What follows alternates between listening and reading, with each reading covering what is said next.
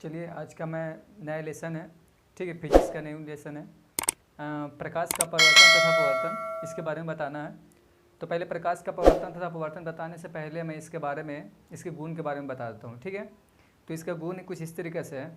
इसका पहला गुण है, प्रकाश वह ऊर्जा है जिसके द्वारा वस्तुओं को हम देखते हैं, ठीक है।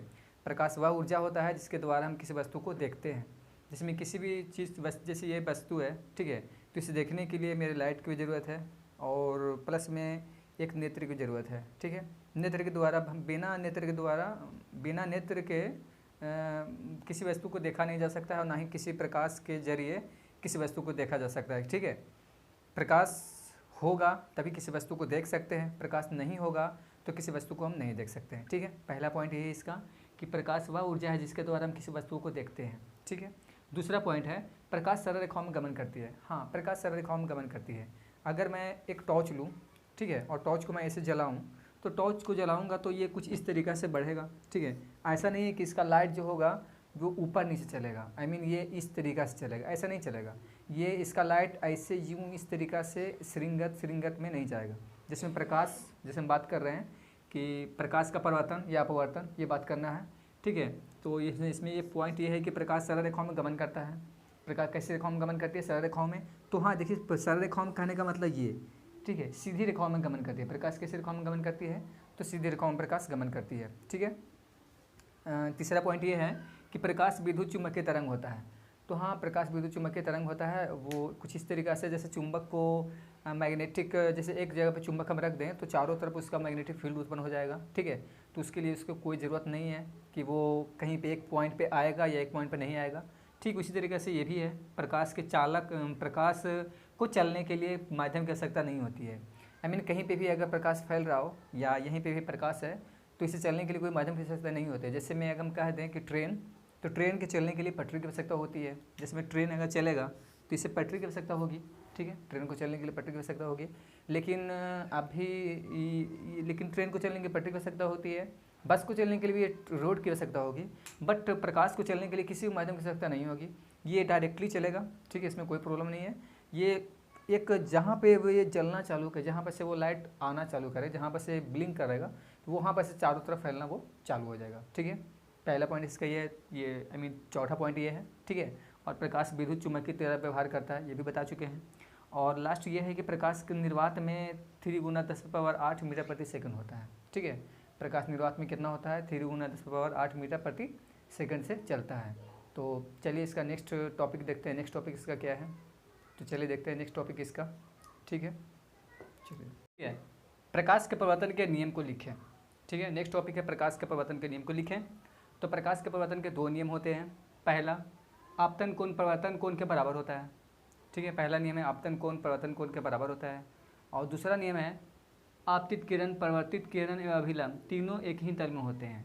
अब वो कैसे, मैं बताता हूँ। देखिए, ये कोई नीचे मैं इसका इमेज निकाला हूँ नीचे।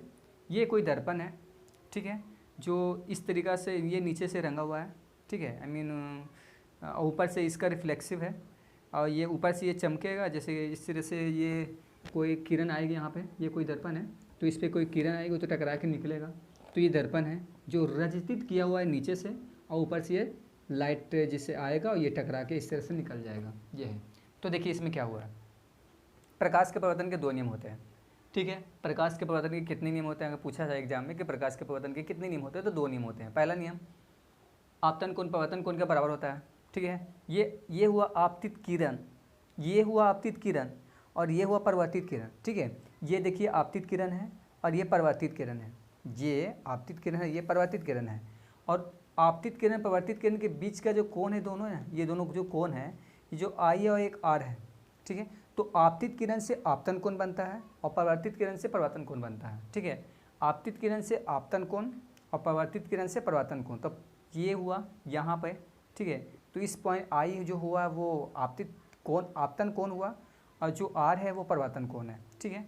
तो बस, और इसका अभिलंब जो है तो तीनों एक ही पॉइंट में होता है। तो इसका नियम बस यही है, सिंपल से, ठीक है। प्रकाश के परिवर्तन के कितने नियम हैं? तो प्रकाश के परिवर्तन के 2 नियम हैं। पहला, आपतित किरण आपतन कोण परिवर्तन कोण के बराबर होता है। जिस हिसाब से जितना एंगल से बनाकर ये आएगा उतना ही एंगल बनाकर ये जाएगा, जितना एंगल बनाकर ये आएगा उतना ही एंगल बनाकर ये जाएगा। ठीक है। तो आपतन कोण परावर्तन कोण के बराबर हुआ, जितना से आ रहा है उतना ही से जाएगा, तो आपतन कोण परावर्तन कोण के बराबर हुआ। दूसरा ये होता कि आपतित किरण, ठीक है, आपतित किरण, अभिलंब एवं परावर्तित किरण, तीनों, ये तीनों, ठीक है, तीनों एक ही बिंदु के एक ही सतह के एक ही बिंदु पे होते हैं। जैसे यहाँ पे दिखा देता हूँ, जैसे ये आपतित किरण है, ठीक है, ये परावर्तित किरण है और ये अभिलंब है, ठीक है, ये आपतित किरण, ये परावर्तित किरण, ये अभिलंब, तीनों देखिए, ये वाला और ये तीनों एक ही तल है, ये एक ही तल है ये दर्पण का, और एक ही तल पे यहाँ पे देखिए इसी पॉइंट पे तीनों आकर मिल गया, ठीक है, तीनों आकर क्या किया है, एक ही पॉइंट पे मिला है। तो बस यही हुआ। तो प्रकाश के परावर्तन के 2 नियम होते हैं। पहला नियम, आपतित किरण आपतन कोण परावर्तन कोण के बराबर होता है, और दूसरा नियम, ये आपतित किरण, परावर्तित किरण एवं अभिलंब तीनों एक ही सतह के एक ही बिंदु पे होते हैं, ठीक है। नेक्स्ट टॉपिक देखते हैं, वास्तविक प्रतिबिंब एवं काल्पनिक प्रतिबिंब में क्या अंतर है, ठीक है। वास्तविक प्रतिबिंब काल्पनिक प्रतिबिंब में क्या अंतर होता है, ठीक है। वास्तविक प्रतिबिंब जो वास्तविक रेखाओं से कटती है तब बनती है, और काल्पनिक प्रतिबिंब वैसे रेखाओं से जो डॉट डॉट रेखाओं से अगर कटती है तब बनती है, ठीक है। अब हम इसके डिटेल्स देखते हैं। एक तरफ है वास्तविक प्रतिबिंब और दूसरी तरफ है काल्पनिक प्रतिबिंब। वास्तविक प्रतिबिंब को आप याद रखिए, काल्पनिक प्रतिबिंब ऑटोमेटिक याद रहेगा, ठीक है। तो हम वास्तविक प्रतिबिंब पे ज़्यादा जोर डाल के बताते हैं। देखिए वास्तविक प्रतिबिंब के बारे में बता रहे हैं। वास्तविक प्रतिबिंब, ठीक है, किरणें जब वास्तविक में काटती है तब बनता है, ठीक है। किरणें जब इसके हम ये एक पॉइंट बना सकते हैं, 4 में हम ये कुछ पॉइंट बनाते हैं। किरणें जैसा भी हो, ये कुछ किरणें इस तरीके से होना चाहिए, डॉट डॉट नहीं होना चाहिए, किरणें डॉट डॉट नहीं होनी चाहिए, ठीक है। किरणें अगर लगातार चले तो वो समझिएगा कि वास्तविक है। किरणें जब लगातार चले बिना डॉट के तो समझिए वो वास्तविक है। तो इसमें क्या पॉइंट क्या होता है, तो वास्तविक प्रतिबिंब कैसे बनता है, तो किरणें जब वास्तविक में काटती है तब वास्तविक प्रतिबिंब बनती है, ठीक है। दूसरा है, इसे पर्दे पर प्राप्त किया जा सकता है, वास्तविक प्रतिबिंब को पर्दे पर प्राप्त किया जा सकता है, ठीक है। और तीसरा ये उल्टा बनता है। एक बात और भी गौर करने वाली बात है कि जब भी वास्तविक प्रतिबिंब बनेगा तो उल्टा बनेगा, ठीक है। वास्तविक प्रतिबिंब बनेगा तो उल्टा बनेगा, और काल्पनिक प्रतिबिंब बनेगा तो सीधा बनेगा।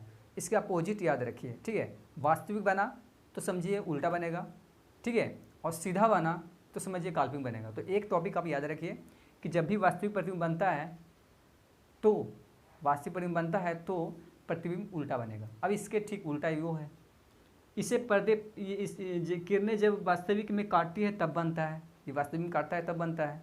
इसमें क्या होता है, इसे किरणें काटती हुई प्रतीत होती है, यानी डॉट डॉट रेखाओं से। डॉट रेखा ये कुछ इस तरीके से हुआ, ये ऐसी रेखाओं से, ठीक है। तो ऐसी रेखाओं से कटेगी, बनेगी।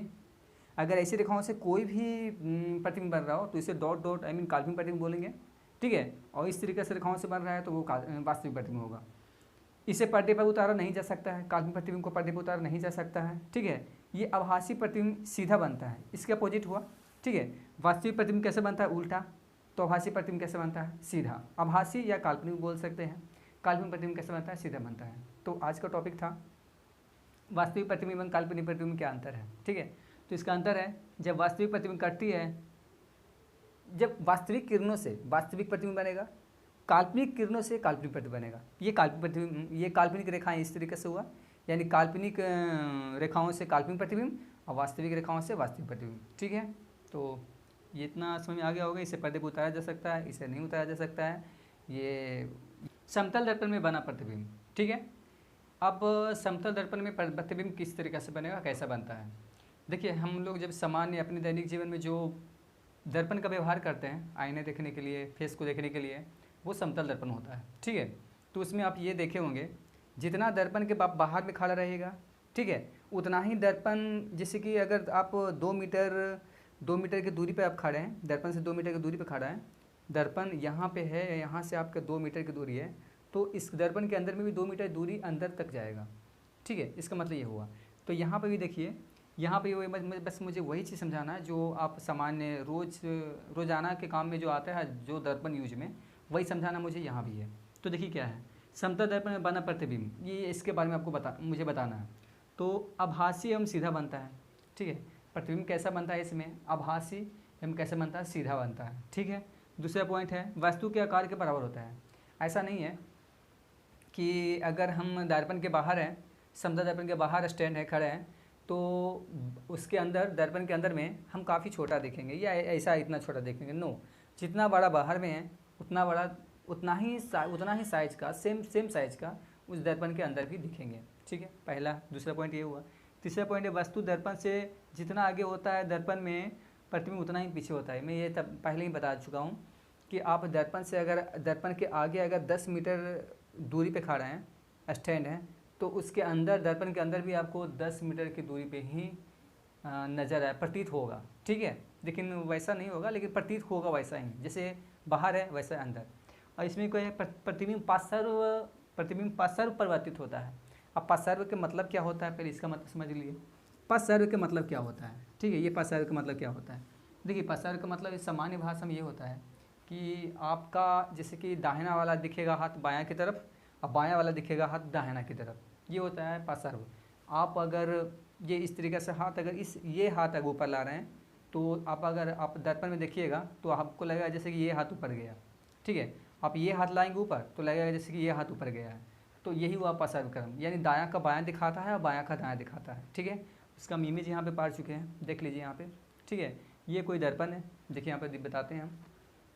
ये कोई दर्पण है, यहाँ से रचित किया हुआ है, ये रंगा हुआ ये साइड से, और ये आपतित किरण है और जो टकरा कर सीधे सीधे निकल जाता है, तो इसलिए बिल्कुल सेम में टकराए इसलिए लौट गया वापस। ठीक है, और ये जो वास्तविक प्रतिबिंब है, ये वस्तु है। ठीक है, ये वस्तु है और उसके साइड वो क्या बना है, काल्पनिक प्रतिबिंब बना है। ठीक है, और इसी के द्वारा वो बनाया गया है। और ये देखिए, ये ए और बी है तो वो ए डैश और बी डैश है। काल्पनिक कहने का मतलब वो काल्पनिक बना है और सीधा ही बना है। ये जो ये प्रतिबिंब वस्तु है, तो इसी वस्तु का ना वो प्रतिबिंब बन रहा है, वो ए डैश बी डैश। ठीक है, तो वो जो इसका जो वो बन रहा है ए डैश बी डैश करके। ठीक है, तो ये जो है ना, ये वास्तविक प्रतिबिंब है, वो काल्पनिक प्रतिबिंब बना। वो कैसे बना है, काल्पनिक प्रतिबिंब। तो अभी हम पहले ही बता चुके हैं कि जो वास्तविक प्रतिबिंब होता है ना, ठीक है, जो सीधा प्रतिबिंब होता है वो काल्पनिक होता है और जो उल्टा प्रतिबिंब बनता है वो वास्तविक बनता है। मैं प्रतिबिंब के बारे में जब बता रहा था, काल्पनिक प्रतिबिंब वास्तविक प्रतिबिंब, तब मैं वो बता चुका था टॉपिक में। ठीक है, बट आज वाला टॉपिक ये आज मतलब कि आज टुडे ही बताया हूँ, वो उसका भी पहले ही बता चुका था मैं, आज की ही वीडियो में मैं बता चुका हूँ। ठीक है, बस यहाँ पे देखिए, बस इसमें बस मुझे ये बताना था समतल दर्पण में बना प्रतिबिंब। अब आप कोशिश करके देख सकते हैं, जैसे कोई दर्पण है तो दर्पण के सामने आप जाके खड़े हो जाइए। ठीक है, और खड़े होने के बाद आप देख लीजिए कि किस तरीके से बनता है। आप दर्पण के जितना बाहर रहिएगा, दर्पण के अंदर भी उतना ही बनेगा, उतना ही दूरी पे बनेगा आपका प्रतिबिंब। ठीक है, और अगर आप ऐसा कह सकते हैं कि अगर आप अपना दाहिना हाथ, ठीक है, लेफ्ट वाला अगर आप उठाइएगा, ठीक है, तो उसमें लगेगा जैसे कि राइट वाला उठाया। अगर राइट वाला को राइट हैंड को अगर ऊपर कीजिएगा तो लगेगा जैसे कि लेफ्ट हैंड को ऊपर किया है, यानी वो दायां का बायां दिखाता है, बायां का दायां दिखाता है। किस में, कौन से दर्पण में, तो समतल दर्पण में। कौन से दर्पण में, तो समतल दर्पण में। ये कॉन्सेप्ट क्लियर कर लीजिए कि समतल दर्पण में ऐसा होता है। ठीक है, पार्श्व परिवर्तित मतलब वही होता है। ठीक है, उल्टा दिखाना, दायां का बायां, बायां का दायां। तो इसमें तो और कुछ टॉपिक है नहीं, बस इतना ही टॉपिक था, समतल दर्पण में बना प्रतिबिंब। और ये कोई दर्पण है जो रचित किया हुआ रहता है। और हाँ, एक बात और, जितना अच्छा दर्पण होगा, वो दर्पण अच्छा होने के लिए क्या चाहिए, उसके जो पीछे जो लेप लगाया रहता है, रचित किया रहता है, ठीक है, वो बिल्कुल क्लियर होना चाहिए। ठीक है, चिकना टाइप पे होना चाहिए। अगर उखड़ापन आएगा या रुखड़ापन जैसा होगा तो वो आप समझ लीजिए कि वो फिर पॉसिबल नहीं है, वो उतना उससे प्रकाश का रिफ्लेक्शन आपतन परिवर्तन ये सब नहीं हो पाएगा सही से। ठीक है, इसीलिए वो चिकना सतह होना ज़रूरी है। ठीक है, चलिए नेक्स्ट टॉपिक देखते हैं। ठीक है, न्यू टॉपिक है। ठीक है, गोली दर्पण। ठीक है, टॉपिक कौन सा है, तो गोली दर्पण। तो गोली दर्पण के बारे में बताना है। तो देखिए, इसका कहाँ पे क्या क्या बोला जाता है, मैं यहाँ पे बता देता हूँ। ठीक है, यहाँ पे इसका मुख्य इसका ये ध्रुव बोला जाता है। ठीक है, दर्पण का ध्रुव बोला जाता है पी को, यहाँ पे लिखा हुआ है पी का। ठीक है, दर्पण का ध्रुव ये हुआ पी। ठीक है, दर्पण का ध्रुव हुआ, और जो कुछ दूरी यहाँ पे आई है, ये इस पॉइंट पे ये फोकस बोला जाता है इसके, और इधर आइए तो यह वक्रता त्रिज्या हुआ। ठीक है, और एक बार याद रखिएगा, जो फोकस दूरी होता है वो वक्रता त्रिज्या का फोकस दूरी से दुगुना होता है वक्रता त्रिज्या। ठीक है, अगर फोकस 10 होगा तो वक्रता त्रिज्या 20 होगा। ठीक है, यहाँ पे इसके एक न्यूमेरिकल भी आता है कि फोकस दूरी इतना है 10 है या 5 है तो इसकी वक्र त्रिज्या क्या होगी। तो वक्र त्रिज्या हमेशा दोगुना होता है और फोकस दूरी हमेशा आधा होता है उसका, ठीक है। और भी यहाँ पर बता देते हैं जिसमें वक्र त्रिज्या कहाँ से कहाँ है, तो यहाँ से यहाँ क्या है, इसका वक्र त्रिज्या है, यहाँ से यहाँ क्या है, वक्र त्रिज्या है, यहाँ से यहाँ, यहाँ से यहाँ, यानी इस पॉइंट से लेकर, ठीक है, इस पॉइंट से लेकर इस पॉइंट तक क्या कहलाएगा, वक्र त्रिज्या कहलाएगा, ठीक है। और इस पॉइंट से लेकर इस पॉइंट तक क्या कहलाएगा, फोकस दूरी कहलाएगा, ठीक है। अब इसे मुख्य फोकस बोलते हैं, ये केंद्र का बात कर रहे हैं, ठीक है, ये मुख्य फोकस हुआ। अब यहाँ से यहाँ दूरी हो गया तो मुख्य फोकस के जो दूरी होगी तो यहाँ से यहाँ होगी मुख्य फोकस की दूरी, यहाँ से यहाँ, ये हुआ वक्र त्रिज्या का केंद्र, ठीक है, ये हुआ वक्र त्रिज्या का केंद्र। तो इसका दूरी क्या होगा, तो वक्र त्रिज्या यहाँ से यहाँ तक हुआ तो वक्र त्रिज्या हुआ, ठीक है। मेरा मुझे यही इसमें यही चीज़ बताना था और तो कुछ इसमें है नहीं। हाँ, एक पॉइंट और है, इसे मुख्य अक्ष, ठीक है, गोलीय दर्पण में, ठीक है, इसका मुख्य अक्ष कौन सा होता है, तो एक लंबा एक जो केंद्र से होकर गुजर जाए, ठीक है, तो वो होता है जो होता है प्रकाशीय मुख्य अक्ष होता है। ये जो है मुख्य अक्ष है जो दर्पण को अलग अलग भागों में भागों में बांट देता है, ठीक है, तो इसी को बोलते हैं मुख्य अक्ष। तो इसमें इतना ही था गोलीय दर्पण में। और हाँ, ये यही प्रक्रिया मतलब दर्पण में, ये दर्पण दो प्रकार के होते हैं, गोलीय दर्पण दो प्रकार का होता है, एक अवतल होता है, एक उत्तल होता है। तो अभी मैं अवतल उत्तल के बारे में नहीं बता रहा हूँ, बस मैं एक कोई भी दर्पण ले लिया हूँ और बस मैं दर्पण को बस ये इसमें बता रहा हूँ कि कैसे कहाँ पे फोकस होगा, कहाँ पे मुख्य फोकस हुआ, कहाँ पे त्रिज्या हुआ, कहाँ पे ध्रुव होता है, दर्पण का ध्रुव होता है, वो सब। तो दर्पण का ध्रुव P हुआ, ठीक है, फोकस F है, F का केंद्र है, और वक्रता C है, P से F तक की दूरी फोकस दूरी, P से C तक की दूरी वक्र त्रिज्या, बस सिंपल है। और फोकस का दोगुना होता है कौन, वक्र त्रिज्या। बस इतना ही बताना था। मुख्य अक्ष तो आपको पता चल ही गया है, ठीक है, और ये रंगा हुआ है, रस्तित किया हुआ है। चलिए, ठीक है, नेक्स्ट टॉपिक देखते हैं अब, ठीक है, नेक्स्ट वीडियो में देख लेंगे नेक्स्ट टॉपिक।